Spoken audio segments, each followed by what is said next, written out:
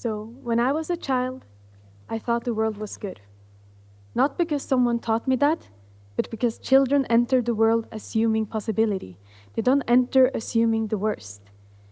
Then, somewhere between childhood and adulthood, something quietly happens.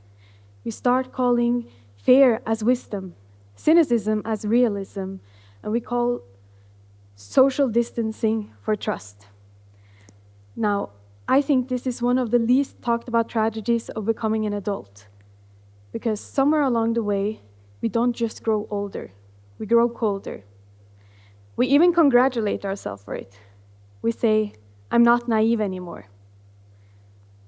But today I want to ask, what if believing the best of others is not naive at all? What if it's the most intellectually courageous position you can take? What if kindness is not just a personality trait, but something that we can grow? It's a decision that requires imagination. Now, tonight I will talk a lot, but it's not about good versus bad people. This is simply about the rules our mind has already taught us throughout the years. It's rules about what to expect, how much hope we can have, and how silently these rules are being rewritten in our mind without us even noticing. And tonight, I want to talk about optimism. Because optimism is cheap. To believe the worst is cheap. It costs almost nothing. It requires nothing to already say the same thing that you already carry in your mind. But assume the best in people, that is expensive. It requires vision to risk something and imagine something that hasn't already been seen. And when I was younger, I didn't have the language for any of this. I didn't think in terms of neuroscience or psychology. I would simply feel that my world was still open and I still had more to explore. But once I started working with children, this feeling became almost impossible to ignore. After high school, I spent 2 years working as a kindergarten teacher. Every day I would enter into a room that had not yet been trained to experience or expect disappointment. I remember one day specifically, it was raining so heavily, the windows were shaking. The kids and us adults took this as a very different situation. Us adults would talk among each other and say that it was ruining the driving conditions. We would have to put on extra layers of clothing. While the kids, they would look out the window and they looked up and they would just say that the sky was simply doing something important. Not dangerous, not irritating, just important. Another time, there was a young girl, she came up to me and she had a broken Barbie doll in her hands. The arm had fallen completely off.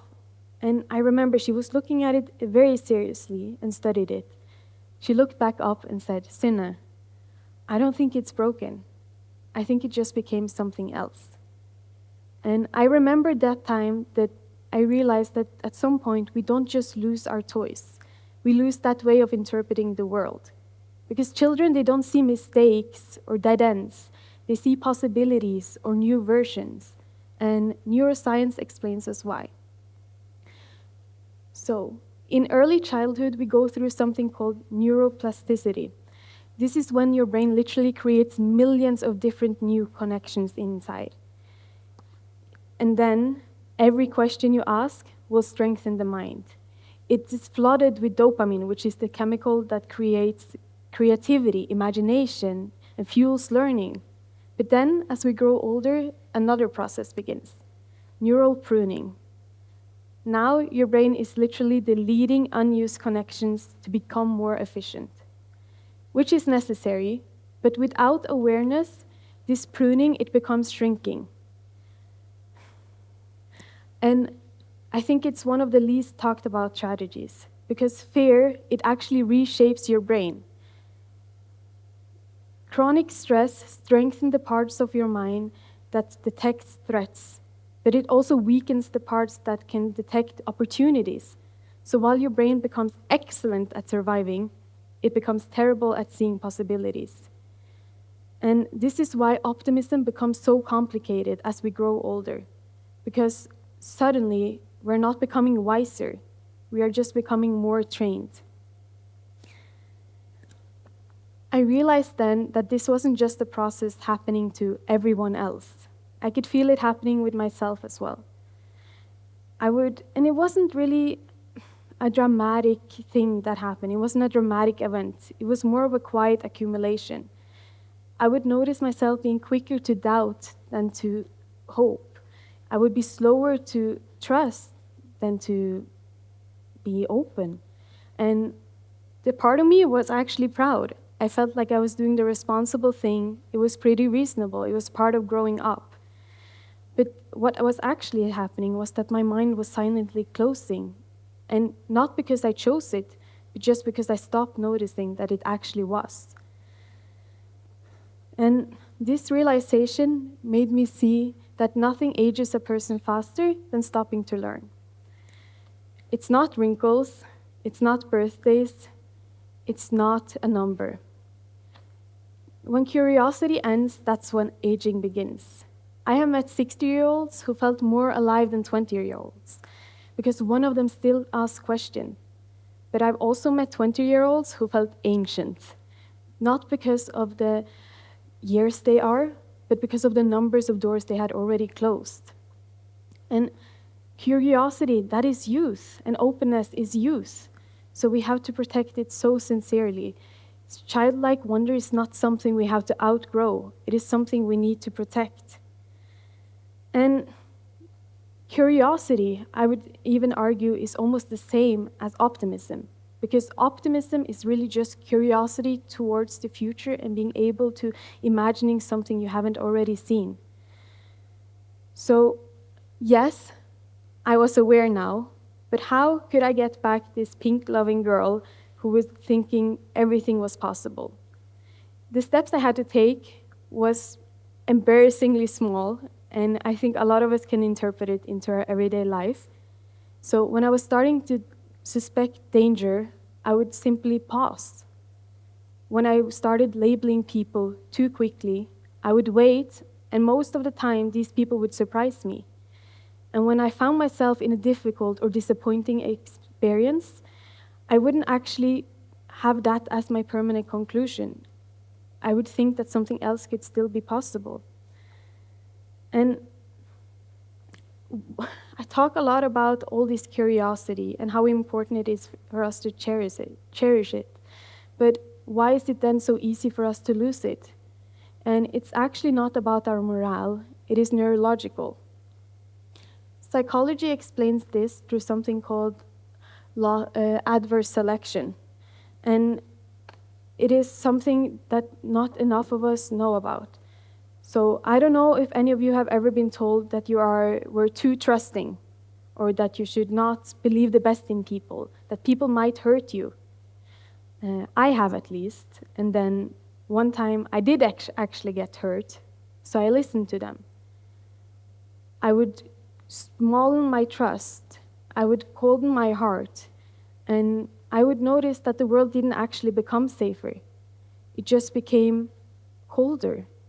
And the crazy thing was that this didn't just make me upset, it would make the people around me upset, because these choices don't often stay personal, they scale, because the way we interpret our pain decides how we treat other people, and how we treat other people decides what kind of society we live in. Because a society where trust disappears, it's not supportive, it is drained. Then, when our brain now experiences all these things, something happens. Some of the nicest people I met, they're not nice because life was gentle with them. Quite the opposite, actually. They're nice because life was brutal to them. And they chose to look at that brutality and not pass it forward. Let's say two people were hurt. One of them chose to stay open, and the others chose to stay closed. The difference was not the amount of pain they experienced, just what they decided that pain meant. And with this clarity, it was kind of hard for me to say here to you today why you should choose light. But I'm not saying that you should go into a room blindly or ignore red flags or that you should just stop trusting your instinct. You should simply walk in and say, is fear the loudest voice or is my heart the loudest voice? Because even though these are two different ideas, it will shape the reality you live. Confirmation bias is also something that makes all of this stand out. Your brain is literally like a detective. It hunts for the evidence that it wants to see. So if you expect selfishness, you will see everything through that lens. But if you expect opportunity, you will see evidence of growth everywhere. So it's really a choice for you. In a scenario, let's say we have two people who live in the same city, they work a similar job, they are around the same amount of people, same type of people, but they have totally different outlooks on the world.